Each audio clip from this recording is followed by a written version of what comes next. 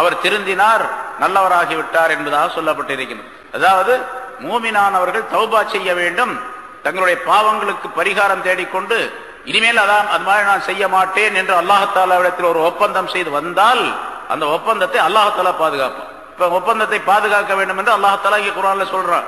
அல்லாஹ்விடத்தில் நான் ஒரு ஒப்பந்தம் செய்து கொள்ள வேண்டும், உடன்படிக்கை செய்து கொள்ள வேண்டும். உனக்கு மாறு செய்ய மாட்டேன், நீ சொன்னபடி எல்லாம் கேட்பேன், நீ சொல்லாததை எல்லாம் விட்டுடுவேன் என்று அல்லாஹ்விடத்தில் ஒரு ஒப்பந்தம் உடன்படிக்கை செய்து கொண்டு வாழ ஆரம்பித்தால் அந்த ஒப்பந்தத்தை அல்லாஹ்தாலா காப்பாற்றி நம்மை காப்பாற்றுவான் என்பதை அல்லாஹ்தாலா இங்கே குறிப்பிடுகின்றார். இந்த சம்பவத்தின் மூலமாக குறிப்பிடப்படுகின்றது. ஆக சொல்லப்பட்ட ஆயத்துகளில் சரித்திரம் சம்பந்தப்பட்ட விஷயங்கள் இருந்தாலும் கூட நமக்கும் படிப்பினைகள் ஏராளமாக இருக்கின்றன. அதை பெற்று வாழக்கூடியவர்களாக இருக்க வேண்டும். அத்தகைய நல்ல பண்புகளை நம் அனைவருக்கும் அல்லாஹ்தாலா தந்தருள்வானாக. أما بعد فقد قال الله تعالى في كلامه القديم أعوذ بالله من الشيطان الرجيم بسم الله الرحمن الرحيم وإن نكثوا أيمانهم من بعد عهدهم وطعنوا في دينكم فقاتلوا أئمة الكفر إنهم لا أيمان لهم لعلهم ينتهون ألا تقاتلون قوما نكثوا أيمانهم وهموا بإخراج الرسول وهم بدؤوكم أول مرة أتخشونهم فالله أحق أن تخشوه إن كنتم مؤمنين قاتلوهم يعذبهم الله بأيديكم ويخزهم وينصركم عليهم ويشفي صدور قوم مؤمنين ويذهب غيظ قلوبهم ويتوب الله على من يشاء والله عليم حكيم صدق الله العظيم. கண்ணியத்திற்குரிய பெரியோர்களே, சகோதரர்களே, அல்லாஹ் தஆலாவுடைய கிருபையால் 630வது வாரமாக தஃப்சீருடைய இந்த தொடர் பயான் இப்பொழுது ஆரம்பிக்கப்படுகிறது. பொதுவாக இந்த முஷ்ரிக்குகள் தங்களுடைய உடன்படிக்கையை, ஒப்பந்தத்தை காப்பாற்ற மாட்டார்கள். உங்களுடைய மார்க்கத்திலும் அவர்கள் குறைகள் சொல்லிக் கொண்டிருப்பார்கள். அப்படிப்பட்டவர்களோடு நீங்கள் கட்டாயம் போர் செய்ய வேண்டும் என்பதை அல்லாஹ் தஆலா அடுத்த ஆயத்தில் சொல்லி வேறு பல விளக்கங்களையும் குறிப்பிடுகின்றான். வயின் நகசு ஐமானஹும் மின் பஅதி அஹ்திஹிம், அவர்கள் அந்த முஷ்ரிக்குகள் தங்களுடைய உடன்படிக்கைக்கு பின்னால், உடன்படிக்கை செய்து கொடுத்த பின்னால் தங்களுடைய உடன்படிக்கைகளை முறித்து விட்டால், வதஅனு ஃபீ தீனிக்கும், உங்களுடைய மார்க்கத்துடைய விஷயத்திலே அவர்கள் குறைகள் சொன்னால், ஃபகாத்திலு அஇம்மத்தல் குஃப்ர், குஃப்ருடைய அந்த தலைவர்களை நீங்கள் கொலை செய்யுங்கள், அவர்களிடத்தில் போரிட்டு அவர்களை கொலை செய்யுங்கள்.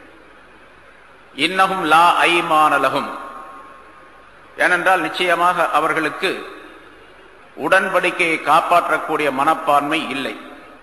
இவ்வாறு அவர்களிடத்தில் நீங்கள் போர் செய்தால், போர் செய்ய ஆரம்பித்தால், போர் தொடுத்தால், லஅல்லஹும் யன்தஹூன், அவர்கள் தங்களுடைய அந்த உடன்படிக்கை முறிக்கக்கூடிய விஷயத்திலிருந்து அவர்கள் திரும்பி வரக்கூடும், அவர்கள் தவிர்ந்து கொள்ளக்கூடும், அல்லது ஷிர்கை விட்டும் விலகி, பாவங்களை விட்டு விலகி அவர்கள் நல்லவர்களாக ஆகக்கூடும் என்பதாக அல்லாஹ் தஆலா குறிப்பிடுகின்றார். உடன்படிக்கையை முறித்துவிட்ட அந்த காபிர்களிடத்தில், முஷ்ரிக்குகளிடத்தில் போரிட வேண்டும் என்பதை அல்லாஹ் குறிப்பிடுகின்றார். அதை சொல்லும் பொழுது அவர்கள் என்ன செய்கிறார்கள் என்றால், வயின் நகசு ஐமானஹும் மின் பஅதி அஹ்திஹிம் என்ற வாசகத்தின் மூலமாக செய்து கொடுத்த உடன்படிக்கைக்கு பின்னால் அந்த உடன்படிக்கையை முறித்து விடுகின்றார்கள். ஒப்பந்தம் செய்து உடன்படிக்கை செய்து அதை முறிப்பது என்பது அது மிகப்பெரிய குற்றத்திற்குரியது. அதனாலும் அது மட்டுமல்ல, உங்களுடைய மார்க்க விஷயத்திலே, தீனுடைய விஷயத்திலே அவர்கள் குறை சொல்லிக் கொண்டிருக்கின்றார்கள். ஆக ஒப்பந்தத்தை, உடன்படிக்கையை முறிப்பது, தீனுடைய விஷயத்திலே குறை சொல்லுவது, இவ்விரண்டு பெரிய குற்றம் என்ற காரணத்தினால் அவர்களிடத்தில் நீங்கள் போர் செய்யுங்கள், அவர்களை கொலை செய்யுங்கள் என்பதாக அல்லாஹ் தஆலா குறிப்பிடுகின்றார். இங்கே போர் செய்யுங்கள் என்பதை குறிப்பிடும் பொழுது பொதுவாக முஷ்ரிக்குகளிடத்தில் என்று அல்லாஹ் தஆலா சொல்லவில்லை. அஇம்மத்தல் குஃப்ர், குஃபருடைய அந்த தலைவர்களிடத்தில் நீங்கள் போர் செய்யுங்கள் என்பதாக சொல்லுகின்றார். தலைவர்களிடத்தில் போர் செய்வது என்பது அவர்களிடத்தில் மட்டும் என்ற அர்த்தம் அல்ல. பொதுவாக எல்லாரிடத்திலும் தலைவரை சார்ந்தவர்கள், அவரை பின்பற்றக்கூடியவர்கள் அனைவரிடத்திலும் போர் செய்ய வேண்டும் என்பதுதான் கட்டளை. ஆனால் தலைவர்கள் என்று குறிப்பிட்டது இந்த தலைவர்களின் மூலமாகத்தான் இந்த தீமைகள் எல்லாம் ஏற்படுகின்றன. தலைவர்கள் தான் அதை ஊக்குவிக்கின்றார்கள். உடன்படிக்கையை முறிப்பது, இஸ்லாமிய மார்க்கத்திலே குறைகளை சொல்லுவது, ரசூலுல்லாஹி ஸல்லல்லாஹு அலைஹி வஸல்லம் அவர்களை பற்றி குறை சொல்லுவது, இவற்றையெல்லாம் மக்களுக்கு சொல்லிக் கொடுப்பவர்கள் இந்த தலைவர்கள் தான்.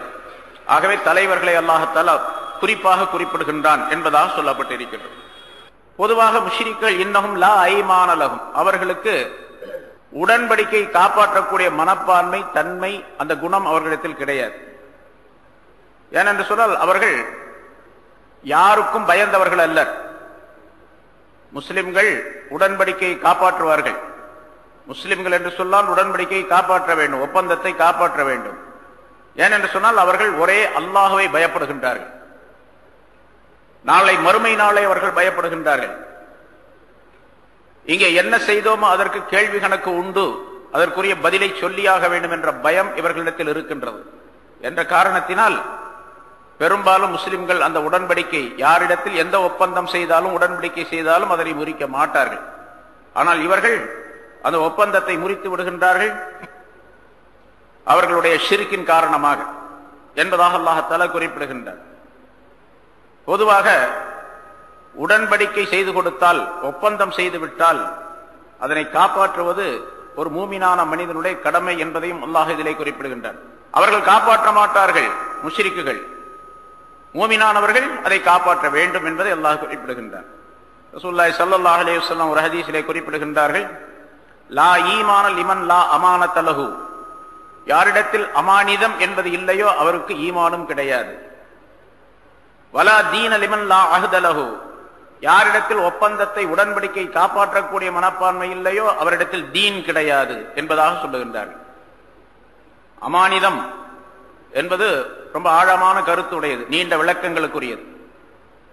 அது தீனிலே அமானிதம், மார்க்க சம்பந்தப்பட்ட விஷயங்களிலே அமானிதம், உலக சம்பந்தப்பட்ட விஷயங்களிலே அமானிதம் என்றெல்லாம் இருக்கின்றது. அந்த அமானிதத்தை காப்பாற்றுவதுதான் ஈமான் இருப்பதற்கு அடையாளம். அமானிதத்தை காப்பாற்றவில்லை என்று சொன்னால் அவரிடத்தில் ஈமான் இல்லை, அதாவது பரிபூர்ணமான ஈமான் இல்லை என்பதாக பொருளாகும். அதே போன்று இஸ்லாம் என்ற தீன் ஒருவரிடத்தில் இருக்கின்றது என்பதற்கு அடையாளம், யாரிடத்திலாவது ஏதாவது ஒப்பந்தம் செய்தால், உடன்படிக்கை செய்தால் அதை அவர் காப்பாற்ற வேண்டும். உடன்படிக்கை இல்லாதவருக்கு இஸ்லாம் கிடையாது, தீன் கிடையாது என்றால் பரிபூர்ணமான இஸ்லாம் அவரிடத்தில் இல்லை என்பதாக பொருளாகும். இது மூமின்களுக்கு ரசூலுல்லாஹி ஸல்லல்லாஹு அலைஹி வஸல்லம் எச்சரிக்கை செய்கின்றார்கள். அதை ஆக அமானிதமும் உடன்படிக்கை காப்பாற்றுவதும் மூமின்களிடத்தில் இருக்கின்றன, காபிர்களிடத்தில் இது இல்லை, அது இல்லை என்பதை அல்லாஹ் தஆலா இங்கே குறிப்பிடுகின்றான். லா ஐமான லஹும், அவர்களிடத்தில் உடன்படிக்கை காப்பாற்றக்கூடிய அந்த தன்மை அவர்களிடத்தில் இல்லை. சரி, இப்படி அவர்களிடத்தில் போர் செய்ய வேண்டும் என்று சொல்லப்பட்டது லஅல்லஹும் யன்தஹூன். இது நடந்த காலத்தை பற்றி உங்களுக்கு போன வாரம் சொல்லப்பட்டது. அதாவது ஹுதைபியா, ஹிஜ்ரி 6வது ஆண்டு ஹுதைபியா என்ற இடத்திலே ஏற்பட்ட முஷ்ரிக்குகளுக்கும், அதாவது மக்காவாசிகளுக்கும் ரசூலுல்லாஹி ஸல்லல்லாஹு அலைஹி வஸல்லம் அவர்களுக்கு மத்தியிலே ஏற்பட்ட ஒரு உடன்படிக்கை. அந்த உடன்படிக்கை நேரத்தில் தான் அதை இவர்கள் முறித்து விட்டார்கள், முஷ்ரிக்குகள், குறைஷியர்கள். இப்ப அப்படி முறித்து விட்டதின் காரணமாக ரசூலுல்லாஹி ஸல்லல்லாஹு அலைஹி வஸல்லம் அவர்கள் மக்காவின் மீது போர் தொடுத்து வர வேண்டிய ஒரு நிர்பந்தமான நிலை ஏற்பட்டு விட்டது. அடுத்த ஆயத்துகளிலும் அந்த விளக்கம் முன்னாலே சொன்னோம், பின்னால் அடுத்த ஆயத்துகளிலும் அந்த விளக்கம் வருகின்றது. அப்படி ரசூலுல்லாஹி ஸல்லல்லாஹு அலைஹி வஸல்லம் அவர்கள் போர் தொடுத்து வருகின்றார்கள், மக்காவின் மீது படையெடுத்து வருகின்றார்கள் என்பதை கேள்விப்படக்கூடிய அவர்கள் ஒரு சமயம் ஷிர்க்கை விட்டு விலகிவிடலாம், தங்களுடைய குற்றங்களை உணர்ந்து கொள்ளலாம், நாங்கள் இனிமேல் சரியாக நடக்கின்றோம் என்று சொல்லலாம், அல்லது தங்களுடைய தவற்றுக்கு வருத்தம் தெரிவிக்கலாம். அவர்கள் தங்களுடைய குற்றத்தை விட்டும் ஷிர்க்கை விட்டும் நீங்கிக் கொள்வதற்கு இப்படி போர் தொடுப்பது ஒரு வழி.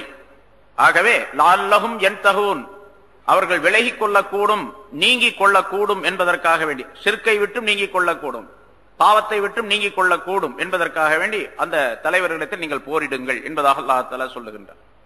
கைஃப வ இன் யظஹரு அலைக்கும் லா யர்குபு ஃபீக்கும் இல்லம் வலா ஸிம்மா அலா துகாத்திலூன கௌமன் நகசு ஐமானஹும். பிறகு அல்லாஹ் தஆலா முஸ்லிம்களுக்கு தூண்டுதல் செய்யும் முகமாக, அவர்களுக்கு ஒரு ஆர்வமூட்டும் முகமாக அல்லாஹ் தஆலா சொல்லுகின்றான். அலா துகாத்திலூன் கௌமன், ஒரு கூட்டத்தாரிடத்தில் நீங்கள் போர் செய்யக்கூடாதா? போர் செய்யக்கூடாதா என்று சொன்னால் போர் செய்ய வேண்டும் என்பதை அல்லாஹ் தஆலா அழுத்தி சொல்லுகின்றான். அதை போர் செய்யக்கூடாதா ஒரு கூட்டத்தாரிடத்தில்? நகசு ஐமானஹும், தங்களுடைய உடன்படிக்கைகளை முறித்து விட்டார்களே, அப்படிப்பட்ட கூட்டத்தாரிடத்தில் நீங்கள் போர் செய்யக்கூடாதா? இன்னும் அந்த கூட்டத்தார் என்ன செய்தார்கள் என்று சொன்னால், வஹம்மு பி இஹ்ராஜிர் ரசூல், ரசூல் ஸல்லல்லாஹு அலைஹி வஸல்லம் அல்லாஹ் தஆலாவுடைய தூதரை ரசூலை நாட்டை விட்டு வெளியாக்குவதற்கும் அவர்கள் முயன்றார்களே, அப்படிப்பட்ட அந்த கூட்டத்தாரிடத்தில் நீங்கள் போர் செய்யக்கூடாதா? அதாவது ரசூலுல்லாஹி ஸல்லல்லாஹு அலைஹி வஸல்லம் அவர்களை இந்த நாட்டை விட்டு வெளியேற்றி விட வேண்டும், மக்காவை விட்டு வெளியாக்கி விட வேண்டும் என்பதற்காக வேண்டி திட்டம் தீட்டி அவர்களை கொலை செய்து விட வேண்டும் அல்லது ஊரை விட்டு வெளியாக்கி விட வேண்டும் என்பதற்காக வேண்டி பல்வேறு திட்டங்களை தீட்டினார்கள் ஆரம்பத்தில்.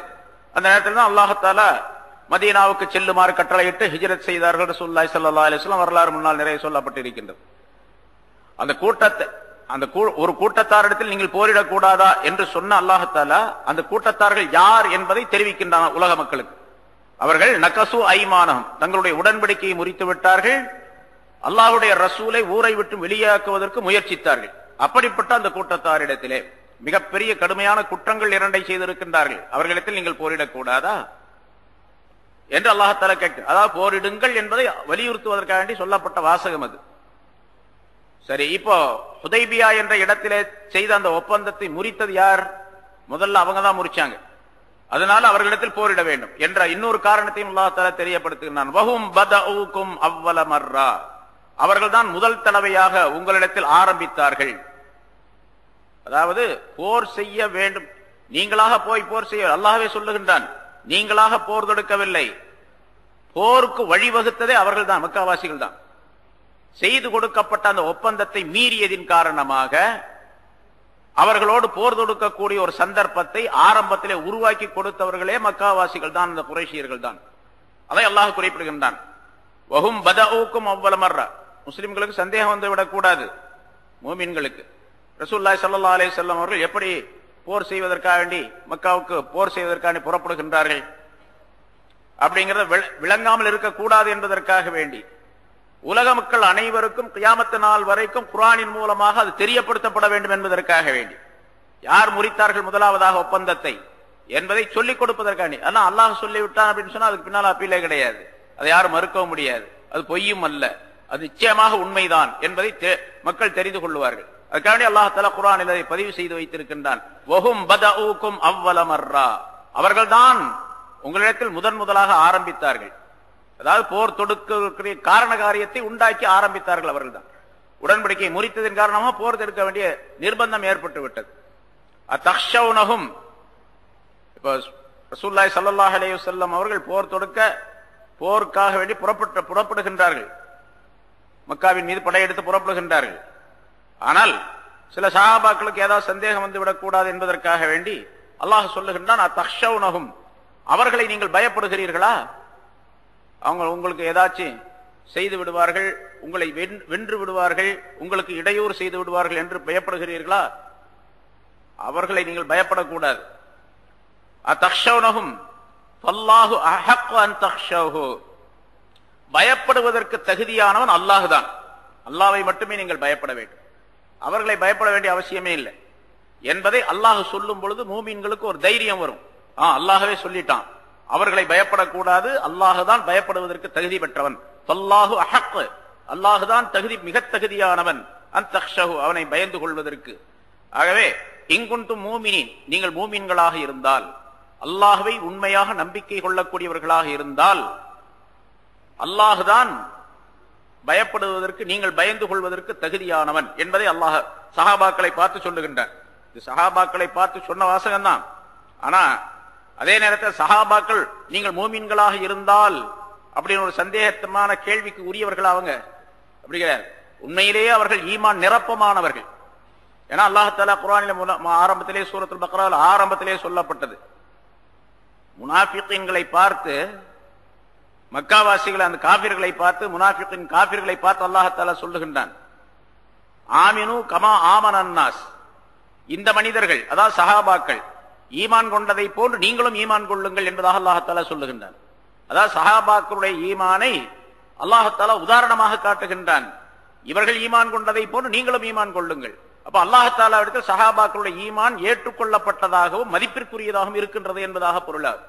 அப்படிப்பட்ட ஈமான் என்ற உறுதி படைத்தவர்கள் சஹாபாக்கள். அவர்களுடைய விஷயத்திலே சந்தேகம் இதெல்லாம் கிடையாது. இங்க அல்லாஹ்தாலா அந்த மனிதர்களை பயந்து விடாதீர்கள், நீங்கள் போர் தொடுங்கள், வெற்றி உங்களுக்கு நிச்சயம் உண்டு என்பதை தெரியப்படுத்துவதற்காக அல்லாஹ்தாலா சொல்லுகின்றான்.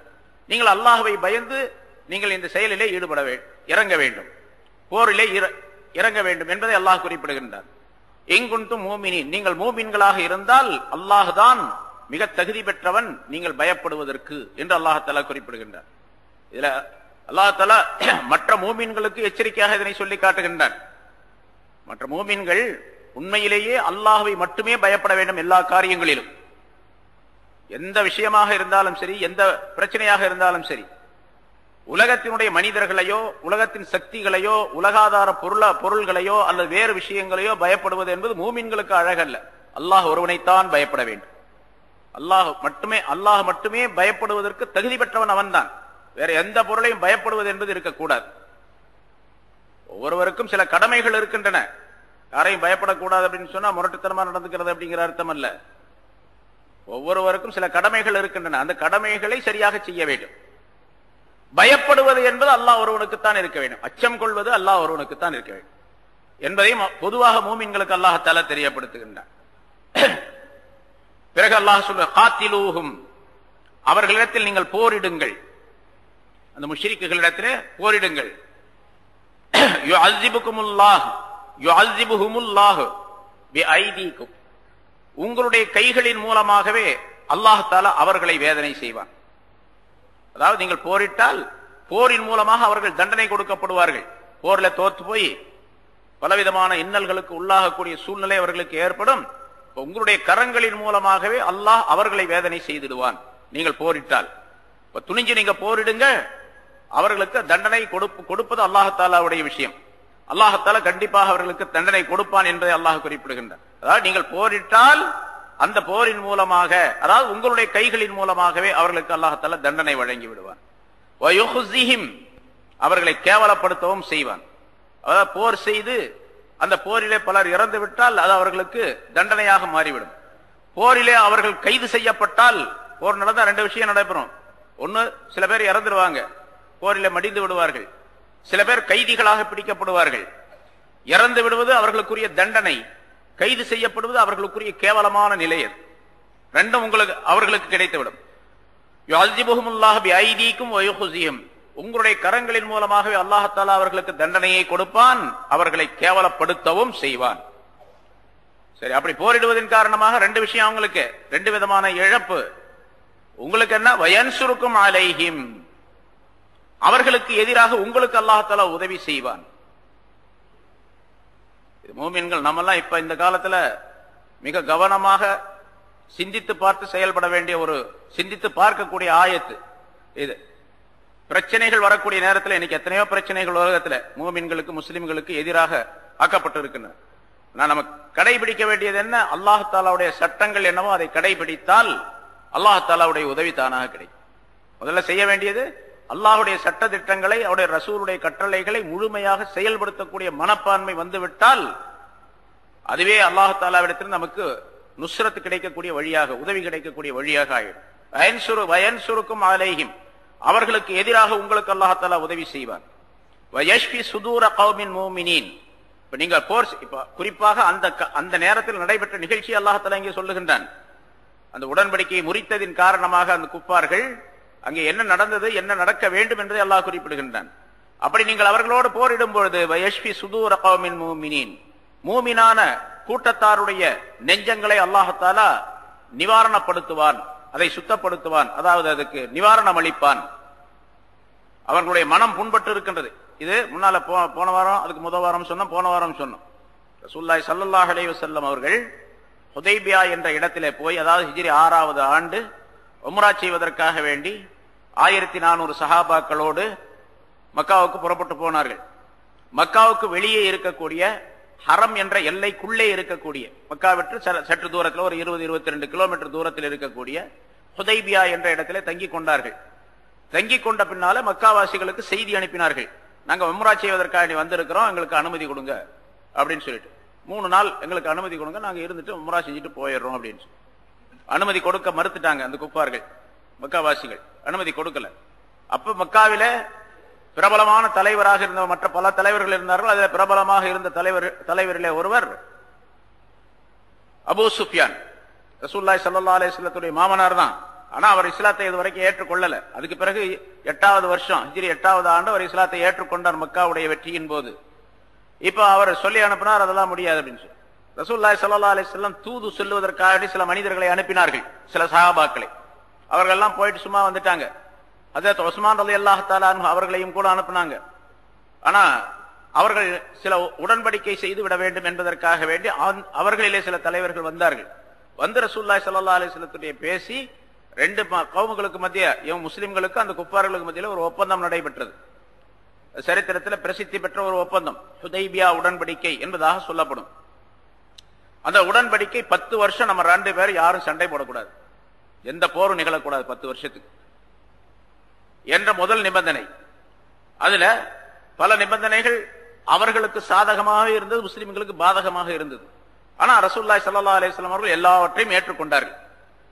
இப்ப அந்த குறைஷியர்களுக்கான அவர்களுக்கு ஆதரவாக பனு பக்ர் என்று ஒரு கபீலா இருந்தது, கூட்டத்தார் இருந்தார்கள், மக்காவுக்கு அருகிலே உள்ளவர்கள். அவர்கள் அவங்க குறைஷியர்களோடு நாங்கள் உங்களோடு சேர்ந்து கொள்ளுகின்றோம் இந்த ஒப்பந்தத்துடைய விஷயத்திலே என்பதாக அவர்கள் சேர்ந்து கொண்டார்கள்.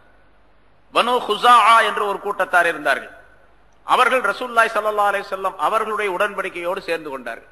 இந்த ஒப்பந்தத்திலே ஹுஸாஆ என்ற கூட்டத்தார், பனு ஹுஸாஆ என்ற கூட்டத்தார் ரசூலுல்லாஹி ஸல்லல்லாஹு அலைஹி வஸல்லத்துடைய அவர்களுக்கு ஆதரவாகவும், பனு பக்ர் என்ற கூட்டத்தார் குறைஷியருக்கு ஆதரவாகவும் இருந்தார்கள்.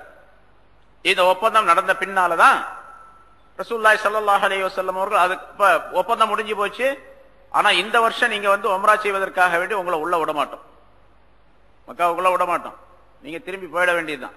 ரசூலுல்லாஹி ஸல்லல்லாஹு அலைஹி வஸல்லம் அவர்கள் அதன்படி அந்த ஒப்பந்தத்தை ஏற்றுக்கொண்டு அங்கேயே எஹ்ராம் கட்டி கொண்டு வந்திருக்கின்றார்கள். 1400 பேரும் ரசூலுல்லாஹி ஸல்லல்லாஹு அலைஹி வஸல்லம் அவர்களும். அந்த எஹ்ராமை அழிப்பதாக இருந்தால், எஹ்ராமை களைவதாக இருந்தால் குர்பானி கொடுக்கணும்.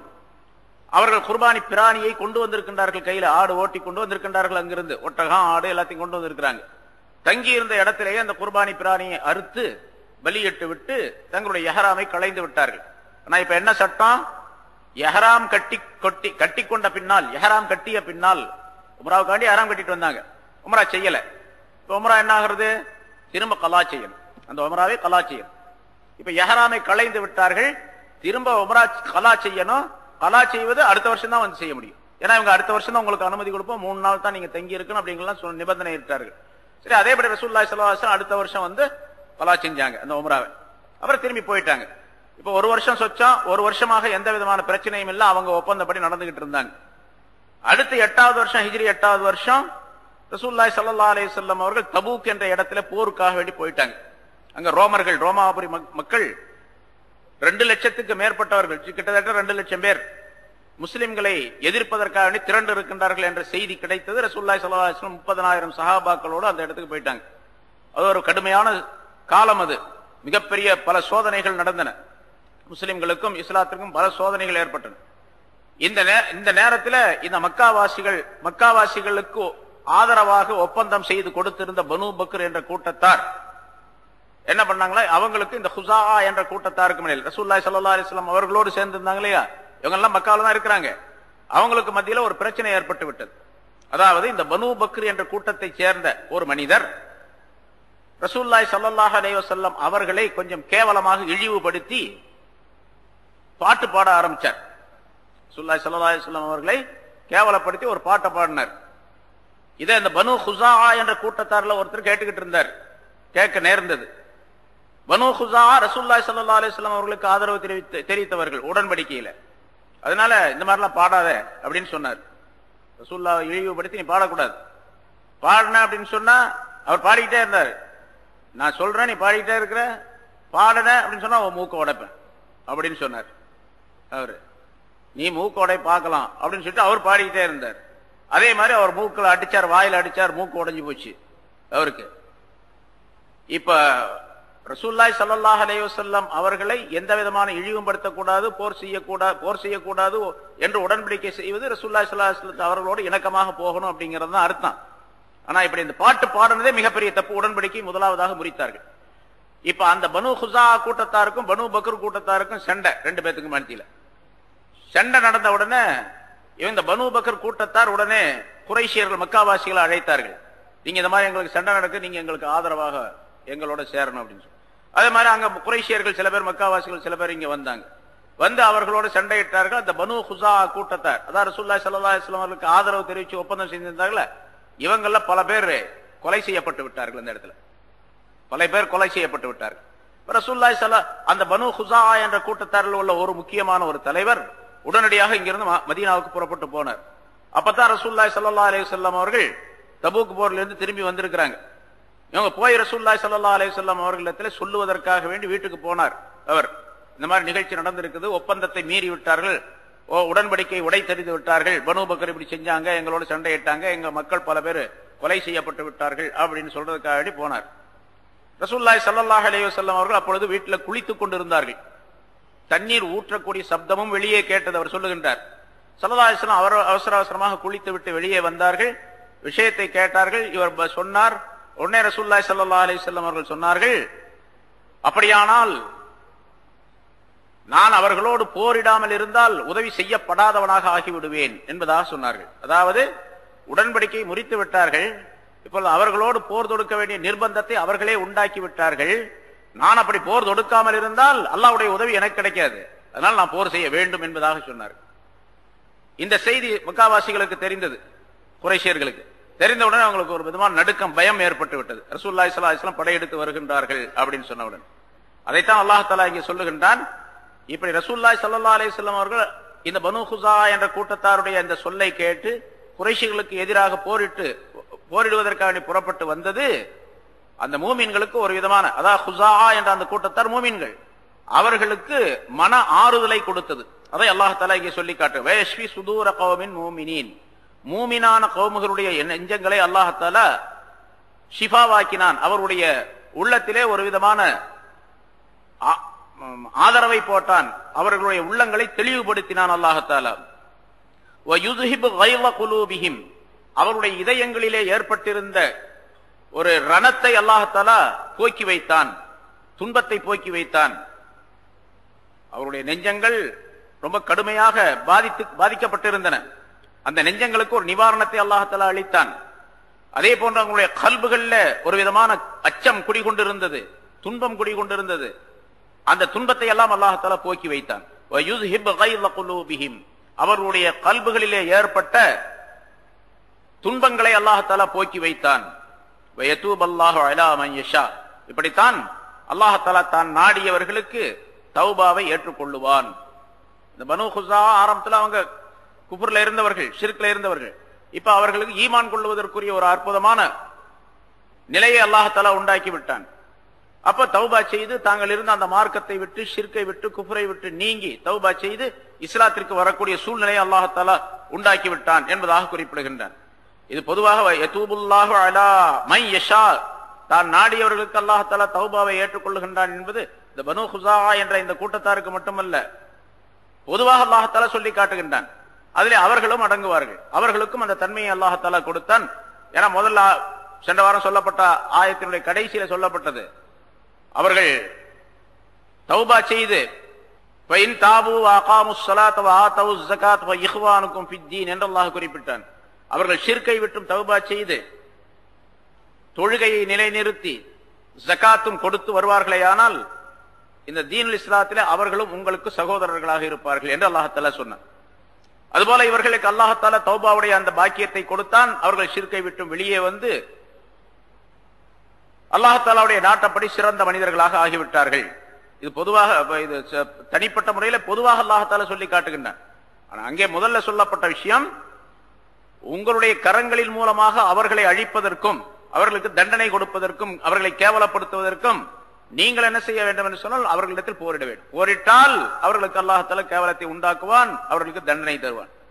உங்களுக்கு அல்லாஹ் தஆலா உதவி செய்வான். அவர்களுக்கு எதிராக மூமினான மக்களுடைய உள்ளங்களை அல்லாஹ் தஆலா தூய்மைப்படுத்துவான், சுத்தப்படுத்துவான். அவருடைய உள்ளங்களிலே உள்ள கவலைகளை எல்லாம் அல்லாஹ் தஆலா போக்கி வைப்பான். ஆக அந்த பனு ஹுஸா என்ற கூட்டத்தாருக்கு அல்லாஹ் தஆலா இந்த கவலைகளை எல்லாம் போக்கி வைத்து மூமின்களுக்கு ஒரு நல்ல நிவாரணத்தை அல்லாஹ் கொடுத்தான் என்று அல்லாஹ் குறிப்பிடுகின்றான். ரசூலுல்லாஹி ஸல்லல்லாஹு அலைஹி வஸல்லம் அவர்கள் போர் செய்ததின் காரணமாக ஸல்லல்லாஹு அலைஹி வஸல்லம் அவர்கள் மக்காவின் மீது படையெடுத்து வந்தார்கள் 8வது ஆண்டு. இந்த செய்தியை கேள்விப்பட்டு 10,000 சஹாபாக்களோடு வந்தார்கள். ஆனால் இந்த மக்காவாசிகள் பயந்து அவரவர்கள் தங்களுடைய வீடுகளிலே போய் ஒளிந்து கொண்டார்கள். யாரும் போரிடவில்லை. ஏன்னா ரசூலுல்லாஹி ஸல்லல்லாஹு அலைஹி வஸல்லம் வலிமையும் சஹாபாக்களுடைய வலிமையும் இஸ்லாம் மேலோங்கி இருந்த சூழ்நிலையும் அவர்களுக்கு நன்றாக தெரிந்தது. இப்ப நம்ம போரிட முடியாது. பல போர்களிலே அவர்கள் தோல்வியுற்று இருக்கின்றார்கள். ஒரே ஒரு போர், உஹது போர் மட்டும்தான் கொஞ்சம் சிக்கலாக சிரமமாக இருந்தது. அதுல முஸ்லிம்களுக்கோ காபிர்களுக்கோ வெற்றி தோல்வி என்பதெல்லாம் இல்லாமல் இருந்தது. ஆனால் முஸ்லிம்களுக்கு அதிகமான பாதிப்புகள் ஏற்பட்டன. இந்த போரை தவிர, அந்த உஹது போரை தவிர மற்ற எல்லா போர்களிலும் முஸ்லிம்களுக்கு ஒரு மிகப்பெரிய வெற்றியை அல்லாஹ் தஆலா கொடுத்தான். சில போர்களிலே சில சிரமங்கள் இருந்தன. ஆரம்பத்தில் தோல்வி வருவதை போன்று இருந்தது.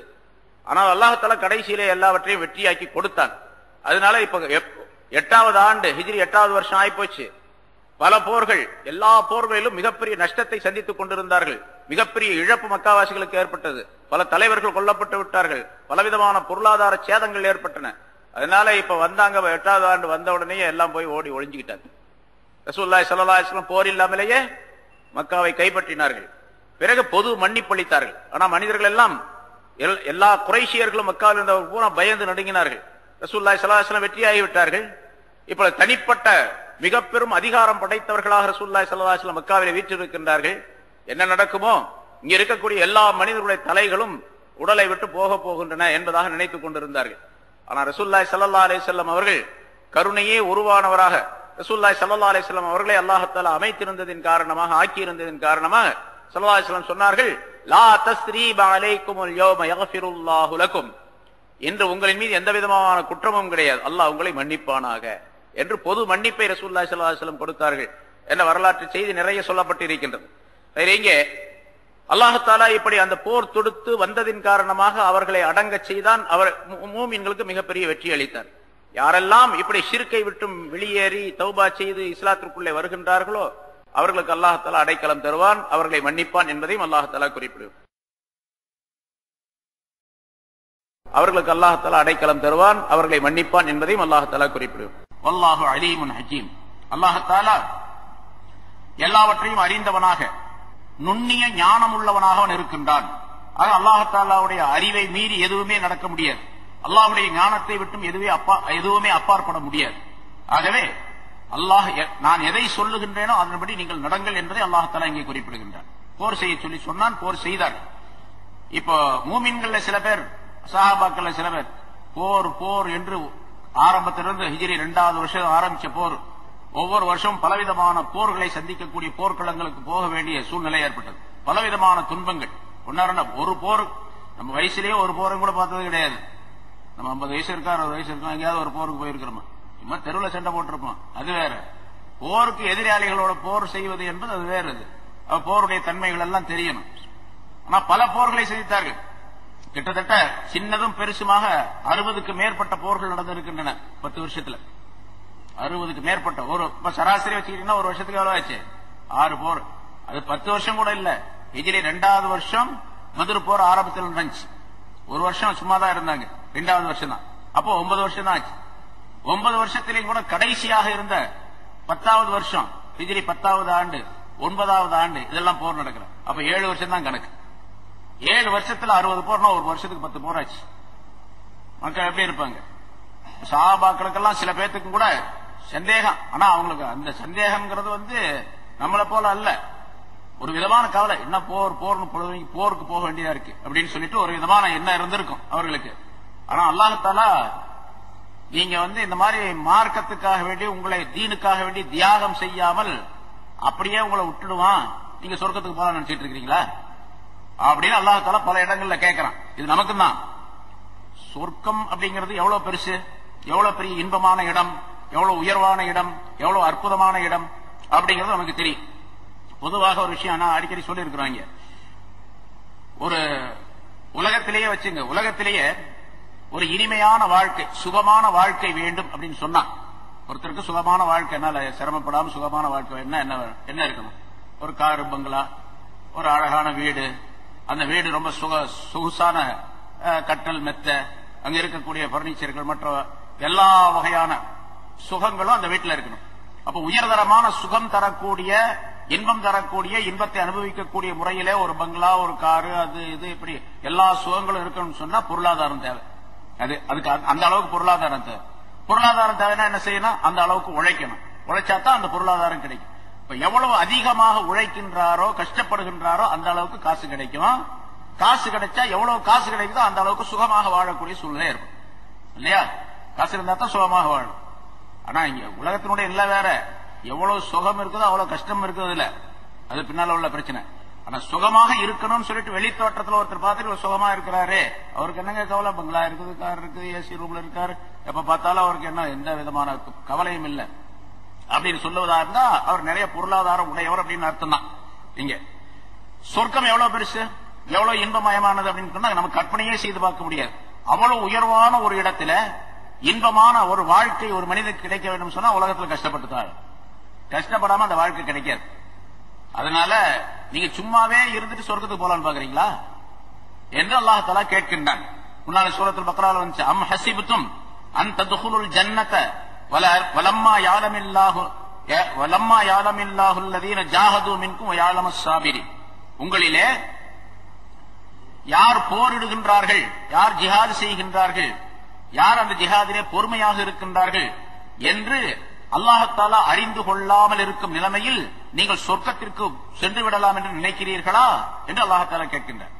அதே மாதிரி ஒரு கருத்து இந்த ஆயத்திலும் அல்லாஹ் தஆலா சொல்லுகின்றான், அம் ஹஸிப்தும், நீங்கள் எண்ணிக்கொண்டிருக்கின்றீர்களா, அன் துத்ரகு, நீங்கள் சும்மா விட்டு விடப்படுவீர்கள் என்று, வலம்மா யாலமில்லாஹு அல்லதீன ஜாஹது மின்கும், உங்களிலிருந்து போர் செய்யக்கூடியவர்கள் யார் என்று அல்லாஹ் தஆலா தெரிந்து கொள்ளாமல் இருக்கும் நிலைமையிலும், வலம் யத்தஹிது மின் தூனில்லாஹி வலா ரசூலி வலல் முஃமினீன வலீஜா, அல்லாஹ்வை தவிர, அவருடைய ரசூலை தவிர, மூமின்களை தவிர வேறொரு மனிதர்களை, அல்லாஹ்வையும் அவருடைய ரசூலையும் மூமினானவர்களையும் தவிர வேறு யாராவதையும் நீங்கள் நட்பு கொண்டு அந்தரங்கமான பிரத்யேகமான நட்புடையவர்களாக நீங்கள் ஆக்கி கொள்ளாமல் இருக்கும் நிலைமையிலும் நீங்கள் விட்டுவிடப்படுவீர்கள் என்று நீங்கள் எண்ணிக்கொண்டீர்களா என்று அல்லாஹ் தஆலா கேட்கின்றார். அதாவது அல்லாஹ் தஆலாவுடைய வழியிலே போர் செய்ய வேண்டும். இரண்டாவது, அல்லாஹ் தஆலாவை உங்களுக்கு நெருக்கமானவனாக நீங்கள் ஆக்கிக் கொள்ள வேண்டும். அல்லாஹுடைய சட்டங்களை பேணுவதன் மூலமாக அவனை உங்களுக்கு நெருக்கமானவர்களாக ஆக்கிக் கொள்ள வேண்டும். அதே மாதிரி ரசூலுல்லாஹி ஸல்லல்லாஹு அலைஹி வஸல்லம் அவருடைய வழிமுறைகளை பின்பற்றுவதன் மூலமாகவும் அவர்களை நெருக்கமானவர்களாக ஆக்கிக் கொள்ள வேண்டும். மூமின்களையும் உங்களுக்கு நண்பர்களாக ஆக்கிக் கொள்ள வேண்டும். இவர்கள் அல்லாத வேறு யாரையாவது நீங்கள் நண்பர்களாக, ரகசியமான நட்பு கொண்டவர்களாக நீங்கள் ஆக்கிக் கொண்டு அதன் காரணமாக நீங்கள் வெற்றி பெறுவீர்கள் என்பதாக நினைத்துவிட வேண்டாம் என்ற கருத்தை அல்லாஹ் தஆலா சொல்லி காட்டுகின்றார். இந்த ஆயத்தினுடைய கருத்து என்னவென்று சொன்னால், சிரமப்பட்டால் தான், நீங்கள் போர் செய்து ஜிஹாத் செய்தால் தான் உங்களுக்கு செய்ய வேண்டும் என்பது கட்டாயமாக ஆக்கப்பட்டிருக்கின்றது. ஜிஹாது செய்யாமல் நீங்கள் சும்மா விட்டுவிடப்படுவீர்கள் என்று நினைத்துக் கொண்டீர்களா? அப்படி முடியாது. ஜிஹாது செய்வதன் மூலமாக நல்லவர் யார், கெட்டவர் யார், அதாவது பொறுமையாளர் யார், பொறுமை இல்லாதவர் யார், தன்னை தியாகம் செய்யக்கூடியவர் யார், தியாகம் செய்யாதவர் யார் என்பதை அல்லாஹ் தஆலா தெரிந்து கொள்வான். அல்லாஹ் தஆலா தெரிந்து கொள்வான் அர்த்தம் போர் செய்யாமலே தெரிய முடியாது. அல்லாஹ்வுக்கு போர் செய்யாமலும் தெரிய முடியும். உலக வழக்கத்திலே மக்களுக்கு காட்டுவதற்காக, மக்களுக்கு அறிவிப்பதற்காக அல்லாஹ் தஆலா சொல்லுகின்றார். போரிலே யார் நிலைத்திருந்து பொறுமையோடு இருந்து போர்க்களத்திலே போரிட்டு தங்களுடைய தியாகத்தை வெளிப்படுத்துபவர்கள் யார், அல்லது வெளிப்படுத்தாதவர்கள் யார் என்பதை அல்லாஹ் தெரிந்து கொள்ளாமலும், அல்லாஹ் தெரிந்து கொள்ளாத மக்களுக்கு தெரியப்படுத்துவதும் கருத்து. அதே மாதிரி அல்லாஹ்வை தவிர, அவருடைய ரசூலை தவிர, மூமின்களை தவிர மற்றவர்களை நட்பு உறவு உள்ளவர்களாக ஆக்கிக் கொள்ளாமல் இருக்கும் நிலைமையிலும், வேற யாரையும் முன்னால் பல ஆயத்துகள் 2-3 இடத்துல வந்திருக்குது, சொல்லியிருக்கிறோம். மூமின் அல்லாதவரை நட்பு கொள்வது கூடாது என்பது குர்ஆனுடைய ஆயத்தின் மூலமாக தெளிவுபடுத்தப்பட்ட விஷயம். அப்ப அவர்களோடு சேரக்கூடாது, அவங்க கடையிலுக்கு சாமான்கள் வாங்கக்கூடாது, பழகக்கூடாது, பேசக்கூடாது, அவங்களுக்கு உதவி செய்யக்கூடாது அப்படிங்கிற அர்த்தம் எல்லாம் அல்ல. நிறைய சொல்லியிருக்கோம் பல தடவை. அது மனிதன் என்ற அடிப்படையில் அவர்களுக்கு செய்ய வேண்டிய கடமைகளை எல்லாம் செய்ய வேண்டும். என கடமைகளை செய்த அடியார்கள் மற்ற அடியார்களுக்கு, மற்ற மனிதர்களுக்கு செய்ய வேண்டிய கடமைகளில் முஸ்லிம் அல்லாதவர்களும் வருகின்றார்கள். பக்கத்து வீட்டுக்காரர் காபிரா இருக்கிறார், முஷ்ரிக்கா இருக்கார், அவருக்கும் பக்கத்து வீட்டுக்காரருக்கு செய்ய வேண்டிய கடமைகளை செய்ய வேண்டும். அண்டை வீட்டாருக்கு செய்ய வேண்டிய கடமைகளை அவருக்கும் செய்யணும். அவருக்கு ஏதாவது தேவைப்பட்டால் கொடுக்கணும், கடன் கேட்டால் கொடுக்கணும், அவர் பசித்திருந்தால் உணவு கொடுக்கணும், என்னென்ன தேவைகளுக்கு அந்த தேவைகளை எல்லாம் நிறைவேற்றணும். அவர் நோய்வாய்ப்பட்டால் போய் பார்க்கணும், அவர் மௌத்தாயிட்டா போய் பார்க்கணும், அவரோட ஜனாசாவோட போகணும், அப்படிங்கறதெல்லாம் அவருக்கும் செய்ய வேண்டிய கடமைகள் தான். ஆனா அதே நேரத்தில் மனசுல அவரை பற்றி உள்ள எண்ணம் இருக்கின்றதே அதை நீக்கி வைக்க வேண்டும். அதாவது அவருடைய நட்பு என்பதெல்லாம் இருக்கக்கூடாது. வெளித்தோற்றத்திலே மனிதன் என்ற அடிப்படையிலே செய்ய வேண்டிய கடமைகளை எல்லாம் செய்ய வேண்டும். என்னென்ன செய்யணுமோ அதெல்லாம் செய்யும். ஏன்னா ரசூலுல்லாஹி ஸல்லல்லாஹு அலைஹி வஸல்லம் பக்கத்து வீட்டுக்காரருக்கு செய்ய வேண்டிய கடமைகள் அப்படிங்கறது இதையெல்லாம் குறிப்பிடுகின்றார்கள். இப்ப அந்த நட்பு கொள்வது என்பது உதவி செய்வது என்பது அர்த்தத்திலே அல்ல, உதவி செய்யக்கூடாது அப்படிங்கிற அர்த்தம் அல்ல, அவரிடத்தில் தொடர்பு கொள்ளக்கூடாது என்பது அர்த்தம் அல்ல, அவரோட பேசக்கூடாது அப்படிங்கிற அர்த்தம் அல்ல. அதெல்லாம் செய்யணும் மனித தன்மை என்ற அடிப்படையில். ஆனால் இங்க வலீஜா என்பது அந்தரங்கமாக மனப்பூர்வமான நட்பு, மனப்பூர்வமான ஒரு தொடர்பு, அவரோடு தொடர்பு, மனப்பூர்வமான தொடர்பை ஏற்படுத்திக் கொள்ளாத நிலைமையிலும், மனப்பூர்வமான தொடர்பை ஏற்படுத்திக் கொள்ளாத நிலைமையிலும், அல்லாஹ்வை தவிர, ரசூலை தவிர, மூமின்களை தவிர வேறு எவரிடத்திலும் மனப்பூர்வமான நட்பை ஏற்படுத்திக் கொள்ளாத நிலையிலும் நீங்கள் விட்டுவிடப்படுவீர்கள் என்று எண்ணிக்கொண்டீர்களா? ரெண்டு விஷயம் அல்லாஹ் தஆலா சொல்றான். ஒன்னு ஜிஹாத் செய்யணும், இரண்டாவது அல்லாஹ்வையும் ரசூலையும் மூமின்களை மட்டுமே நீங்கள் நெருக்கமானவர்களாக உங்களுக்கு ஆக்கிக் கொள்ள வேண்டும். இந்த நிலை அல்லாத வேறு நிலையிலே நீங்கள் விட்டுவிடப்படுவீர்கள் என்று எண்ணிக்கொள்ள வேண்டாம் என்பதை அல்லாஹ் குறிப்பிடுகின்றான். சோதனைகள் வரத்தான் செய்யும். அந்த சோதனைகளில் எல்லாம் நீங்கள் பொறுமையோடு இருந்து அதை செய்து முடிக்க வேண்டும். என்ன சோதனை ஏற்பட்டால் அந்த சோதனையில வெற்றி பெறக்கூடியவர்களாக ஆக வேண்டும். ஏன்னா இது சஹாபாக்களுக்கு சாதாரணமான விஷயம், அது நம்ம போன்றவர்களுக்கு ரொம்ப பிரம்மாண்டமாக தெரியாது. சஹாபாக்களுக்கு போர் செய்வது என்பதோ, மூமின் அல்லாத மற்ற மனிதர்களிடத்தில் தொடர்பு இல்லாமல் மூமின்கள் மட்டுமே தொடர்பு கொள்வது என்பதோ சாதாரணமான விஷயமா சஹாபாக்களுக்கு இருந்தது. அதனால அல்லாஹ் தஆலா அவர்களை புகழ்ந்து சொல்லுகின்றான். வல்லதீன மஅஹு அஷித்தாஉ அலல் குஃபாரி ரஹமாஉ பைனஹும். முஹம்மதுர் ரசூலுல்லாஹ் முஹம்மது ஸல்லல்லாஹு அலைஹி வஸல்லம் அவர்கள் அல்லாஹ் தஆலாவுடைய திருத்தூதர். வல்லதீன மஅஹு அவரோடு இருக்கக்கூடியவர்கள் யார்? சஹாபாக்கள். அஷித்தாஉ அலல் குஃபார் காஃபிர்களின் மீது கடுமையானவர்களாகவும் மூமின்களுக்கு மத்தியில், அதாவது தங்களுக்கு மத்தியில் பாசம் உள்ளவர்களாகவும் இருப்பார்கள் என்று அல்லாஹ் தஆலா சொல்லுகிறார். மூமின் மீது கடுமையானவர்கள் என்று சொன்னா நம்ம முதல்ல சொன்னபடி அவங்களோட சண்டை போட்டுட்டே இருப்பாங்க அப்படிங்கிற அர்த்தம் அல்ல. அவங்க எங்க கண்டாலும் வெட்டுவாங்க, குத்துவாங்க, அடிப்பாங்க அப்படிங்கிற அர்த்தம் அல்ல. அவர்களுக்கு மனித தன்மை என்ற அடிப்படையில செய்ய வேண்டிய கடமைகளை எல்லாம் செய்வார்கள். ஆனா மனசுல அவர்களை பற்றி உள்ள ஒட்டுதல் உறவு என்பதெல்லாம் இருக்க, மனத்தளவிலே அவர்களை நீக்கி வைக்க வேண்டும். உடல் சம்பந்தப்பட்ட விஷயங்களிலே வெளியே இருக்கக்கூடிய விஷயங்களில் அவரோடு தொடர்பு கொண்டவர்களாக இருக்க வேண்டும். இதை நம்ம பல தடவை சொல்லப்பட்டிருக்கு முன்னால. அதாவது இப்படி ஒரு மூமினானவர்கள் நம்ம எப்படி விளங்கணும்னு கேட்டா, ஒரு மூமின் அல்லாத ஒரு மனிதர், முஸ்லீம் அல்லாத ஒரு மனிதர், அவர் மிகப்பெரிய மனிதர்னு வச்சுங்க, அவர் எவ்வளவு பெரிய ஜனாதிபதியா இருக்கலாம், அமெரிக்க ஜனாதிபதியாகவும் இருக்கலாம், அதை விட பெரிய ஆளாகவும் இருக்கலாம், ஏன்னா எவ்வளவு பெரிய ஆளா இருந்தாலும் சரி, அவருடைய மதிப்பும் மரியாதையும் நம்மிடத்தில் நம்முடைய மனசுல அவருடைய மதிப்பும் மரியாதையும். ஒரு முஸ்லிமான ஒரு சின்ன பையன், அவன் கிழிஞ்ச உடையெல்லாம் உடுத்திக்கிட்டு இருக்கிறான், அழுக்கா இருக்கிறான், அவருடைய கோலம் ரொம்ப மோசமா இருக்குது, அவர் ரொம்ப பரம ஏழையா இருக்கிறான், ஆனா முஸ்லிமா இருக்கான். ஒரு முஸ்லிமான ஒரு சின்ன குழந்தை, அந்த குழந்தையின் மீது நம்ம எவ்வளவு மதிப்பு வைக்கின்றோமோ, மரியாதை இருக்கின்றதோ, ஏனென்றால் அவர் அந்த குழந்தை இஸ்லாம் உடையதாக இருக்கின்றது, ஈமான் உடையதாக இருக்கின்றது.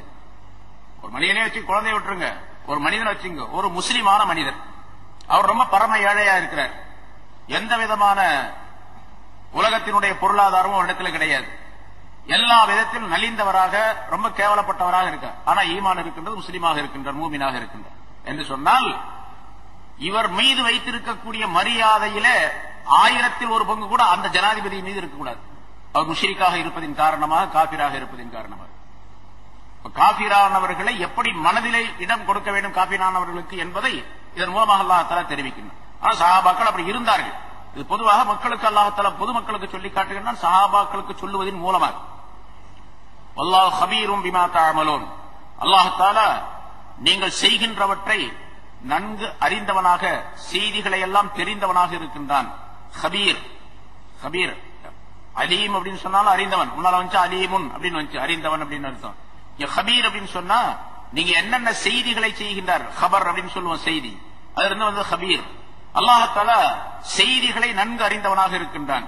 பிமா தஅமலூன், நீங்கள் செய்கின்ற செய்திகளை எல்லாம் நீங்கள் எந்தெந்த செயல்களை செய்கின்றீர்களோ அந்த செய்திகள் அனைத்தையும் அல்லாஹ்தாலா அறிந்தவனாக இருக்கின்றான். நீங்க முஷ்ரிக்களோடு எந்த அளவுக்கு உறவாடி இருக்கின்றீர்கள், எந்த அளவுக்கு அவர்களுக்கு நீங்கி இருக்கின்றீர்கள், எந்த அளவுக்கு நீங்கள் அல்லாஹுக்காக வேண்டி அமல் செய்கின்றீர்கள் என்பதையெல்லாம் அல்லாஹ்தாலா நன்கு தெரிந்தவனாக இருந்து கொண்டிருக்கின்றான் என்பதாக அல்லாஹ் குறிப்பிடுகின்றான். அடுத்த ஆயத்து, பத்ர் போர் நேரத்தில் எதிரிகள், அதாவது மக்காவாசிகள் 70 பேர் கொல்லப்பட்டார்கள், 70 பேர் கைது செய்யப்பட்டார்கள் அப்படிங்கிற விஷயம் பல தடவை சொல்லியிருக்கிறோம். கைது செய்யப்பட்டவர்களே ஹஜ்ரத் அப்பாஸ் ரலியல்லாஹு தஆலா அன்ஹு அவர்களும் ஒருவர், ரசூலுல்லாஹி ஸல்லல்லாஹு அலைஹி வஸல்லம் பெரிய தந்தை அவர் ஒருவர். ஆனா அவரு அப்பவே இஸ்லாத்துல தான் இருந்தாரு. இருந்தாலும் நிர்பந்தமாக, காபிர்களுடைய நிர்பந்தத்தின் காரணமாக அவர் அந்த எதிரிகளுடைய படையில கலந்திருந்தார். ஆனா போர் செய்யல. அவர் சாப்பாட்டு பொறுப்பை ஏற்றுக்கொண்டுதான் அதுவும் கூட அவரால் நிறைவேற்ற முடியல. ஆனா கடைசியில கைது செய்யப்பட்டு விட்டார். தன்னுடைய பெரிய தந்தை கைது செய்யப்பட்டதின் காரணமாக ரசூலுல்லாஹி ஸல்லல்லாஹு அலைஹி வஸல்லம் ரொம்ப கவலைப்பட்டாங்க. ரசூலுல்லாஹி அப்படி கைதிகளை பார்த்து, சஹாபாக்கள்ல பலர் கைதிகளை பார்த்து கொண்டிருந்தார்கள். அதுல ஹஜ்ரத் அலி ரலியல்லாஹு தஆலா அன்ஹு அவர்கள் அப்பாஸ் ரலியல்லாஹு தஆலா அன்ஹு அவர்களிடத்தில் பேசினார்கள். பேசும்போது சில கடுமையான வார்த்தைகளை எல்லாம் சொன்னார்கள். அலி ரலியல்லாஹு தஆலா அன்ஹு அப்பாஸ் ரலியல்லாஹு தஆலா அன்ஹு அவர்களிடத்தில் கடுமையான வார்த்தையை சொன்னார். இப்ப கைதியா இருக்கிறார் அவர். கடுமையான வார்த்தையை சொன்ன உடனே அப்பாஸ் ரலியல்லாஹு தஆலா அன்ஹு அவர்கள் சொன்னார்கள், அலி ரலியல்லாஹு தஆலா அன்ஹு அவர்களை பார்த்து, நீ என்ன, நாங்க எங்களுடைய குற்றங்கள் குறைகளை பற்றியே சொல்லிக்கிட்டு இருக்கிறீங்க, நாங்க செய்யற நல்ல காரியங்கள்லாம் உங்களுக்கு தெரியலையா அப்படின்னு கேட்டார். நாங்க செய்யற நல்ல காரியங்கள்லாம் உங்களுக்கு தெரியல, உனக்கு தெரியலையா, உங்களுக்கு எல்லாருமே எங்களை குறை சொல்லிக்கிட்டே இருக்கிறீங்களே அப்படின்னு சொல்லி சொன்னார். அப்படியே நீங்க என்ன நல்ல காரியம் செய்யறீங்க அப்படின்னு அலி ரலியல்லாஹு தஆலா அன்ஹு கேட்க அவர் சொன்னார், நாங்கள் மஸ்ஜிதுல் ஹராம், மக்காவில் உள்ள அந்த புனிதமான அந்த மஸ்ஜித் காபத்துல்லாவுடைய அதனுடைய மஸ்ஜிதுடைய நிர்வாகிகளாக நாங்கள் இருக்கின்றோம், அதை நிர்வகித்து வருகின்றோம். அல்லாஹ்வுடைய புனிதமான அந்த மஸ்ஜிதுக்கு நிர்வாகிகளாக இருப்பது ஒரு பெரிய காரியம் அல்லவா, பெரிய நன்மைக்குரிய காரியம் அல்லவா. அதே போன்று காபாவை நாங்கள் பாதுகாத்து வருகின்றோம், காபாவுக்கு பாதுகாவலர்களாக நாங்கள் இருக்கின்றோம். ஹாஜிகளுக்கு நாங்கள் வரவேற்பளித்து அவர்களுக்கு வேண்டிய உதவிகளை செய்து கொண்டிருக்கின்றோம். ஜம்சம் என்ற நீர், அது புனிதமான தண்ணீர், அதை ஹாஜிகளுக்கு நாங்கள் பூட்டிக் கொண்டிருக்கின்றோம். வருகிறவர்களுக்கெல்லாம் ஜம்சம் தண்ணீர் குடிக்க கொடுப்பது எங்களுடைய வேலையாக இருந்து கொண்டிருக்கின்றது. இது உலகத்திலேயே மிகப்பெரிய சேவை அல்லவா, பணி அல்லவா. இவ்வளவு பெரிய நன்மையான காரியங்களை எல்லாம் செய்து கொண்டே இருக்கின்றோம். அந்த நன்மைகள்லாம் உங்களுக்கு கண்ணுக்கு தெரியலையா, எங்களுக்கு குற்றம் மட்டும் சொல்லிக்கிட்டே இருக்கிறீங்களே என்று அப்பாஸ் ரலியல்லாஹு தஆலா அன்ஹு அலி ரலியல்லாஹு தஆலா அன்ஹு சொன்னார். இது பலருக்கும் தெரியும், பல சஹாபாக்கள் அங்கே இருந்தாங்க. அந்த நேரத்தில் அல்லாஹ் தஆலா இந்த ஆயத்தை இறக்கி வைத்தான். இந்த ஆயத்து, இப்ப சொல்லப்படக்கூடிய இந்த ஆயத்தை இறங்கியதற்கு இது காரணம். மாகான லில் முஷ்ரிகீன அன் யஅமுரு மஸாஜிதல்லாஹி, அல்லாஹ் தஆலாவுடைய மஸ்ஜிதுகளை, அவர் ஒரு மஸ்ஜிதை சொன்னாரு, உலகத்தில் உள்ள எல்லா மஸ்ஜிதுக்கும் சேர்த்து ஒரு ஹுக்கம், ஒரு சட்டத்தை அல்லாஹ் தஆலா சொல்லுகின்றான். அல்லாஹ் தஆலாவுடைய மஸ்ஜிதுகளை நிர்வகிப்பதற்கு முஷ்ரிக்கீன்களுக்கு தகுதியே கிடையாது. அல்லாஹ்வுடைய மஸ்ஜிதுகளை நிர்வகிப்பதற்கு முஷ்ரிக்கீன்களுக்கு தகுதி கிடையாது. ஷாஹிதீன அலா அன்ஃபுஸிஹிம் பில் குஃப்ரி, தங்களுக்கு தாங்களே குஃபுரை கொண்டு சாட்சி சொல்லக்கூடியவர்களாக இருக்கும் நிலைமை. நாங்கள் காபிர்கள் என்று அவர்களே சொல்லுகிறார்கள். நாங்கள் காபிர்கள் அப்படின்னே சொல்றாங்க. நாங்க அல்லாஹ்வை மறுக்கிறவங்க தான், அல்லாஹ்வுடைய சட்டத்தை மறுப்போம், அல்லாஹ் ஒருவன்கிறத ஒத்துக்க மாட்டோம் அப்படின்னு குஃபுர், நிராகரிப்பு, அல்லாஹ்வை நிராகரிப்பது, அவருடைய சட்டங்களை நிராகரிப்பது, அவருடைய ரசூலை நிராகரிப்பது. குஃபுர்னா நிராகரிப்பதுன்னு அர்த்தம். எதை நிராகரிக்கிறது? அல்லாஹ்வை, ரசூல, சட்டங்களை நிராகரிப்பது. நிராகரிப்பை கொண்டு, அதாவது குஃபுரை கொண்டு தங்களுக்கு தாங்களே சாட்சி சொல்லக்கூடியவர்களாக இருக்கும் நிலைமையில் அல்லாஹ்வுடைய மஸ்ஜிதை நிர்வகிப்பதற்கு முஸ்லிம்களுக்கு தகுதியே கிடையாது. உலாயிக ஹபிதத் அமாலுஹும், அத்தகையவர்கள் அவர்களுடைய நல்ல செயல்கள் எல்லாம் அழிந்து விட்டன. ஹபிதத் அமாலுஹும், அவருடைய அமல்கள் அழிந்து விட்டன, நல்ல செயல்கள். அவர் என்ன சொன்னாரு அப்பாஸ் ரலியல்லாஹு தஆலா அன்ஹு, நாங்க என்னென்ன காரியங்களை செய்யறோம், புனிதமான அந்த மஸ்ஜிதுக்கு பாதுகாப்பாளராக இருக்கின்றோம், காபாவை பாதுகாத்து வருகின்றோம், ஜம்சம் தண்ணீர் குடிக்க கொடுக்கின்றோம், பலவிதமான தியாகங்களை, வேலைகளை, சேவைகளை நாங்கள் செய்து கொண்டிருக்கின்றோம் அப்படின்லாம் சொல்லி மஸ்ஜிதை பாதுகாக்கக்கூடிய பொறுப்பு எங்களிடத்தில் இருக்கின்றது அப்படின்னு சொன்னார். இதெல்லாம் ஒரு பெரிய நல்ல வேலை அப்படின்னு சொல்லிட்டு அல்லாஹ் சொல்றான், நீங்க செய்யக்கூடிய எந்த நல்ல வேலையும் அல்லாஹ் இடத்துல ஒப்புக்கொள்ளப்படுவது கிடையாது. நீங்க செய்யக்கூடிய நல்ல வேலைகள் எல்லாம் அழிந்து விடக்கூடிய, அதுக்கு நன்மையே கிடைக்காது. இது பொது சட்டம் அல்லாஹ் தஆலா சொல்லுவது. காபிர்கள் யாராக இருந்தாலும், முஷ்ரிக்குகள் யாராக இருந்தாலும், எப்படிப்பட்ட நன்மைகளை செய்தாலும் சரி அதுக்கு எந்த விதமான மதிப்பு மரியாதையும் அல்லாஹ்விடத்தில் கிடையாது. அதெல்லாம் உலகத்தோடு அழிந்து விடுவது, அவர்களுக்கு நிரந்தரமான நன்மையை தராது. நிறைய சொல்லியிருக்கிறோம். ஒரு காபிரான மனிதர் நம்ம பார்க்கிறோம், சில பேரை பற்றி சொல்றாங்க, அவரு ரொம்ப நல்லவருங்க, அவரு முஸ்லிமாக மட்டும் இல்ல, அவரு ஈமான் மட்டும் அவர்கிட்ட இல்ல, ஆனா எல்லா நல்ல காரியங்களும் செய்யறாருங்க. தர்மம் செய்யறாரு, யாருக்கு எந்த விதமான இடையூறும் செய்யறது இல்ல, எல்லாத்துக்கும் உதவி செய்யறாரு, பலவிதமான பொது தொண்டுகளை செய்யறாரு, பல பேருக்கு உதவி செய்யறாரு, பல ஏழை குமர்களுக்கெல்லாம் திருமணம் செஞ்சு வைக்கிறாரு, சத்திரம் சாவடிகள்லாம் கட்டி வச்சிருக்கிறாரு, அன்னதானம் செய்யறாரு, யார் யாருக்கு என்ன தேவையோ அதையெல்லாம் செய்யறாரு. எப்படி பெரிய உபகாரியா இருக்கிறாருங்க. ஒரு தீமையும் கிடையாதுங்க அவர்கிட்ட. அவர் பீடி குடிக்கிறது கிடையாது, கள்ளு குடிக்கிறது கிடையாது, சிலைகளையும் கூட வணங்குறது இல்லைங்க, கோயிலுக்கு கூட போறது இல்லைங்க. அவர் அவ்வளவு சுத்தமானவருங்க. ஆனா முஸ்லீம் மட்டும் இல்ல, அவ்வளவுதான் அப்படின்னு சொல்றாங்க. ஒருத்தரை பத்தின்னு வச்சுங்க, நிறைய பேர் இருக்காங்க சொல்றாங்க. இந்த எல்லா நன்மையும் இருக்குதுங்க, ஆனா முஸ்லீம் மட்டும் அல்ல. அவருக்கு தான் அல்லாஹ் தஆலா சொல்றான், உலாயிக ஹபித்தத் அமாலுஹும், அவருடைய அமல்கள் எல்லாம் அழிந்து விட்டன என்பதால் எந்த நன்மையும் ஏற்றுக்கொள்ளப்பட மாட்டாது. ஏன்னா நன்மைகள் ஏற்றுக்கொள்ளப்படுவது ஈமானை வைத்துத்தான். ஈமான் தௌஹீதுடைய நிலை முதலாவதாக வர வேண்டும். ஆமன்து பில்லாஹி வ மலாயிகத்திஹி வ குத்துபிஹி வ ருசுலிஹி வல் யௌமில் ஆகிரி வல் கத்ரி கைரிஹி வ ஷர்ரிஹி மினல்லாஹி தஆலா என்ற இந்த வாசகம் இருக்கின்றது. இதுல என்ன கருத்துக்கள் சொல்லப்பட்டிருக்கு, இதை முழுமையாக நம்பி அல்லாஹ்வை ஏற்றுக்கொண்டு ரசூலுல்லாஹி ஸல்லல்லாஹு அலைஹி வஸல்லம் அவருடைய முறைப்படிக்கு, அந்த சட்ட முறைப்படிக்கு வாழக்கூடிய தன்மை ஏற்பட்டால்தான் அவர் செய்த நன்மைகள் எல்லாம் அல்லாஹ் தஆலா இடத்தில் பலன் தரும். சின்ன சின்ன நன்மைகளுக்கும் பெரிய பெரிய பலன்கள் கிடைத்துவிடும். ஈமான் இல்லாமல் பெரிய பெரிய நன்மைகள் செய்தாலும் சின்ன பலன் கூட கிடைக்காது. சின்ன பலன் கிடைக்கும் அப்படிங்கிறது கிடைக்காது சுத்தமா. அதே அல்லாஹ் தஆலா சொல்ற. அவர் சொன்னார், நாங்க மஸ்ஜிதுல நிர்வாகிகளா இருக்கிறோம், நிர்வகிக்கிறது முதல்ல தகுதியே இல்லை நீ அப்படிங்கிற அல்லாஹ் தஆலா. மாகானலில் முஷ்ரிக்கின் அன்யாமுரு மசாஜிதல். இதுல இன்னொரு கருத்தை அல்லாஹ் தஆலா தெரியப்படுத்துகின்றான், மஸ்ஜிதுகளுக்கு நிர்வாகம் செய்யப்பதற்கு முஸ்லிம் அல்லாதவர்களை ஏற்படுத்தக்கூடாது. மஸ்ஜிதுக்கு பிரசிடென்ட் இருக்காரு, செக்ரட்டரி இருக்காரு, உறுப்பினர்கள் இருக்காங்க, நிர்வாகிகள் இருக்கிறாங்க. முஸ்லிம் அல்லாதவர்களை போடலாமா? அவர் எல்லா உதவியும் செய்யறாருன்னு வச்சுங்க, மஸ்ஜிதுக்கு தேவையான எல்லா உதவியும் செய்யறாரு அப்படின்னு வச்சுங்க. அவர் ஹலாலான காசா இருந்தா மஸ்ஜிதுக்கு வாங்கலாம். மஸ்ஜிதுக்கு ஒரு முஸ்லிம் அல்லாத ஒரு மனிதர் மஸ்ஜிதுக்கு தேவையான எல்லா உதவியும் செய்யறாரு. ரொம்ப வசதி படைச்சவரா இருக்காரு, இமாமுக்கு சம்பளம் கொடுக்கறாரு, மோதினாருக்கு சம்பளம் கொடுக்கறாரு, மஸ்ஜிதுடைய நிர்வாக செலவுகள் எல்லாம் பாத்துக்கிறாரு. ஒரு மாசத்துக்கு 50,000 ரூபாய் செலவு பண்றாரு அப்படின்னு வச்சுங்க. 50,000 ரூபாய் தானே நானே தந்துடுறேங்க அப்படிங்கிறாரு. சரி, ஒரு 50,000 ரூபாய் தந்தாரு, இவரே முத்தவலியா போட்டுடலாம் அப்படின்னு சொல்லலாமா? போடக்கூடாது, ஹராமாச்சு. ஏன்னு கேட்டா அவரை போட்டா அவர் என்ன பண்ணுவாரு, கொஞ்சம் கொஞ்சமா தன்னுடைய கொள்கையை மஸ்ஜிதுக்குள்ள கொண்டு வருவார். அப்புறம் தௌஹீதுடைய இடம் எப்படி ஆயிரும், ஷிர்க்குடைய இடமா மாறி போயிடும். அதனால செய்யக்கூடாது. மாகானலில் முஷ்ரிக்கீன அன் யாமுரு மசாஜித் அல்லாஹ், அல்லாஹ்வுடைய மஸ்ஜிதுகளை நிர்வகிப்பதற்கு முஷ்ரிக்குகளுக்கு எந்த தகுதியும் கிடையாது. அவர்கள் குஃபுரை கொண்டு தங்களுக்கு தாங்களே சாட்சிக்கு சொல்லக்கூடியவர்களாக இருக்கும் நிலைமையில். ஆனா நன்மைகள் செஞ்சாங்க, அது அழிஞ்சும் போயிடும். அதுல எந்த விதமான பலனும். திரும்ப தௌபா செஞ்சு ஷிர்க்க விட்டு வெளியே வந்தா முதல்ல சொன்ன ஆயத்து மாதிரி, அப்ப அல்லாஹ் அவரை ஈமான் கொண்டு விட்டார், இஸ்லாமுக்கு வந்துட்டார், அதனால அவருடைய நன்மைகள் எல்லாம் ஏற்றுக்கொள்ளப்படும். திரும்ப செய்யக்கூடிய முதல்ல செய்யக்கூடிய நன்மை எல்லாம் போயிடுச்சு, அதோட சரி.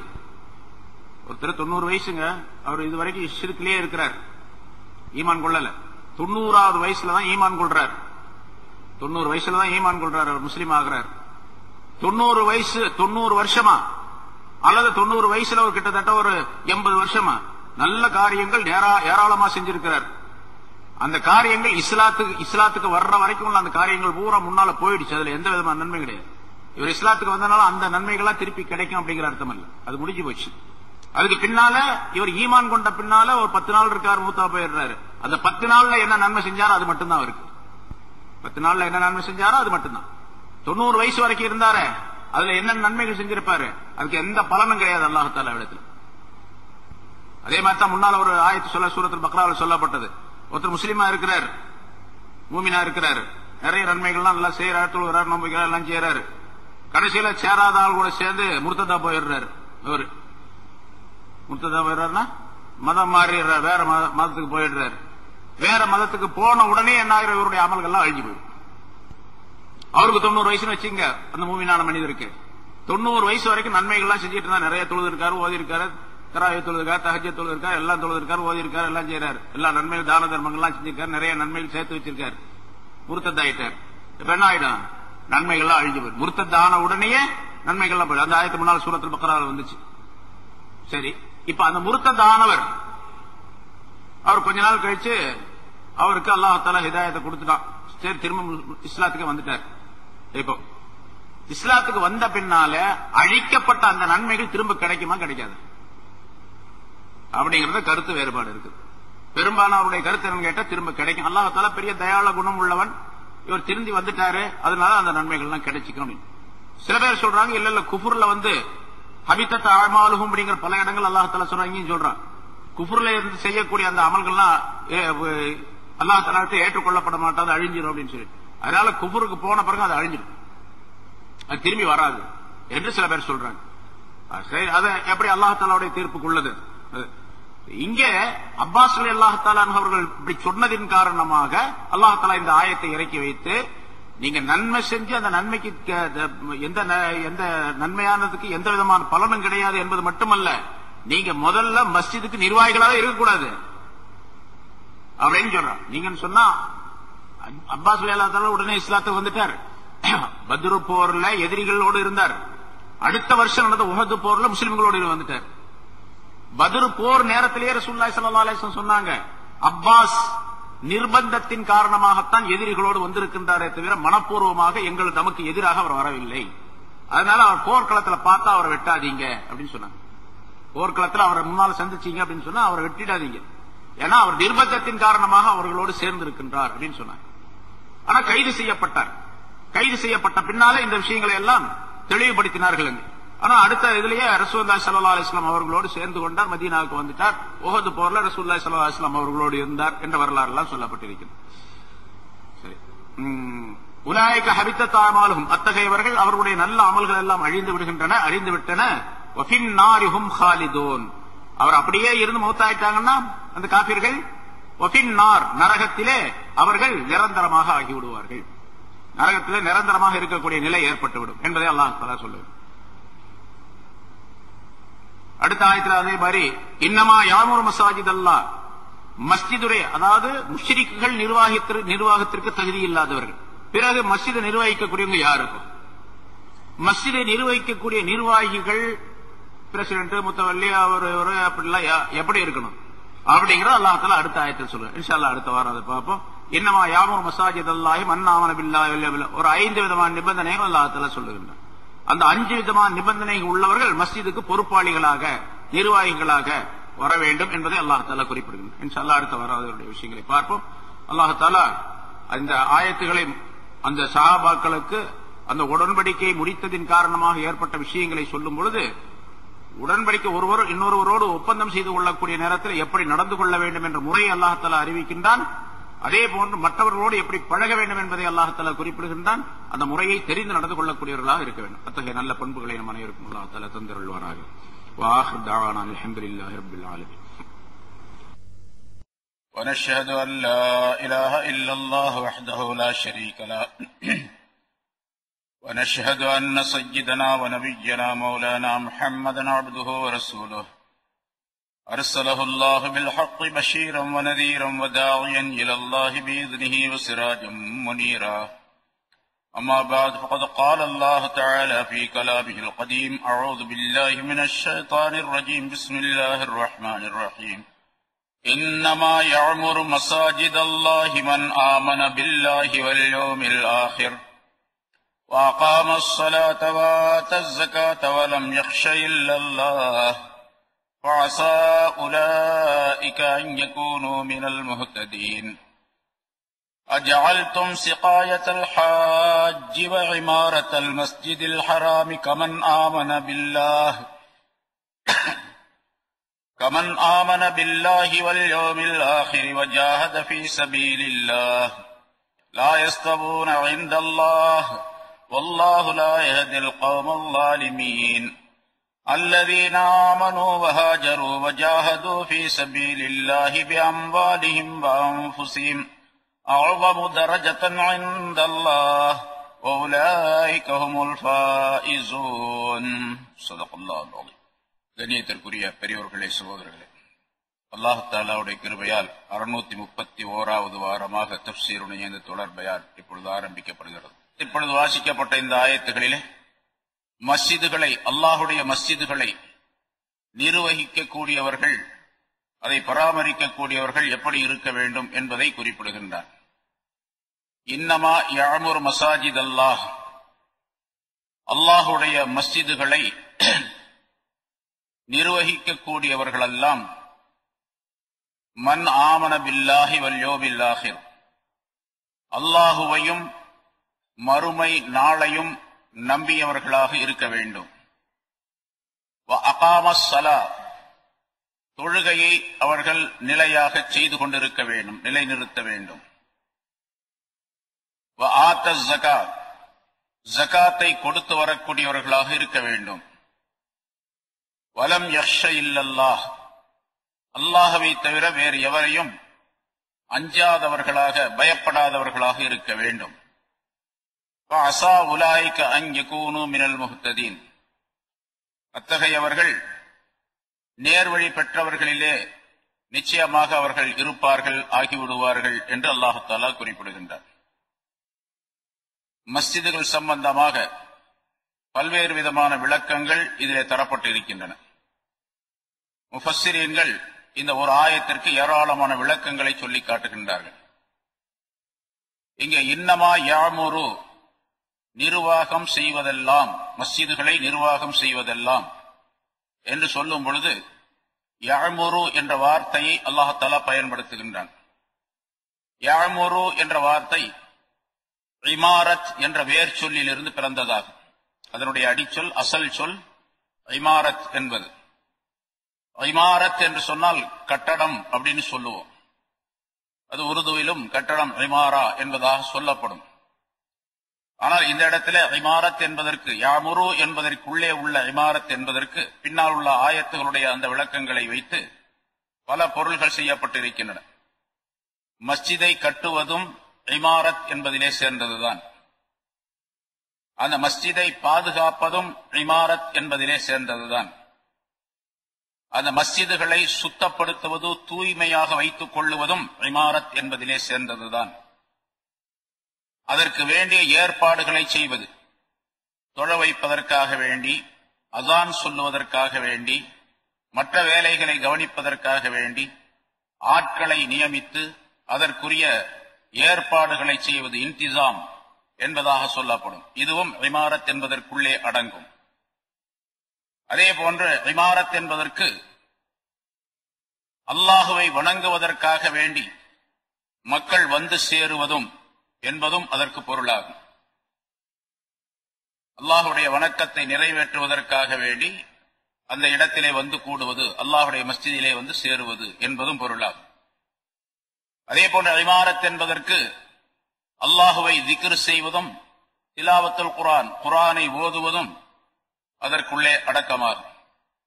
ஆக இப்படி ஒரு 7-8 விதமான அர்த்தங்கள் இமாரத் என்பதற்கு உண்டு. அத்தனை அர்த்தங்களும் இன்னமா யாமுரு என்பதற்குள்ளே இருக்கின்றது. அப்படின்னா எல்லா அர்த்தங்களையும் சேர்த்து வைத்துத்தான் அதற்கு விளக்கம் சொல்ல வேண்டும். இன்னமா யாமுர் மசாஜித் அல்லாஹ், அல்லாஹுடைய மஸ்ஜிதுகளை நிர்வாகம் செய்பவர்கள் எல்லாம் எப்படி இருக்க வேண்டும் என்றால், இங்கே முதல் அர்த்தம் நிர்வாகிகள் என்று எடுத்துக் கொள்வோம். நிர்வாகம் செய்யக்கூடியவர்கள் அவர்கள் எப்படி இருக்க வேண்டும் என்றால், மன் ஆமன பில்லாஹ், அல்லாஹுவை அவர்கள் ஈமான் கொண்டவர்களாக, நம்பியவர்களாக இருக்க வேண்டும். மஸ்ஜிதிலே தலைவர்களாக, செயலாளராக, பொறுப்பாளிகளாக, அதாவது நிர்வாகம் செய்யக்கூடியவர்களாக இருப்பவர்கள் அல்லாஹுவை நம்பியவர்களாக இருக்க வேண்டும், முதல் நிபந்தனை. இரண்டாவது அல் யௌமில் ஆகிர், மறுமையை நம்பியவராக இருக்க வேண்டும். பொதுவாக சொல்ல போனால் ஈமான் கொண்டவராக இருக்க வேண்டும்.